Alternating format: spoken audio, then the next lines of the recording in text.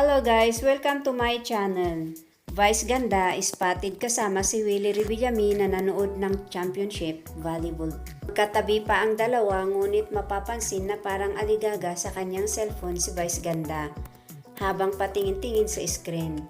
Samantalang parang inaantok at pilit nakikipagkwentuhan si Willie Revillame sa kausap nito sa upuan. Ayon Perez, di na sinamahan ng kanyang misis na si Vice ganda dahil alam naman nito na mas gusto niyang manood kasama ang kanyang Vice team. Dahil mas inuna rin ni Ayon Perez ang pag-iensayo ng kanyang pagmumotor dahil ilang buwan na rin din nag-ensayo.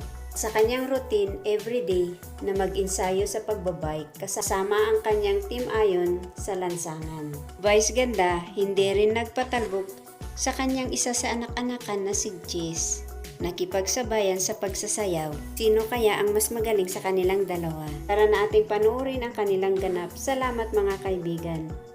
Huwag kalimutang isubscribe, like, share ang aking channel. Kung di pa kayo nakakapag-subscribe sa Artista TV, isubscribe na upang lagi kang updated sa mga paborito nyong celebrity.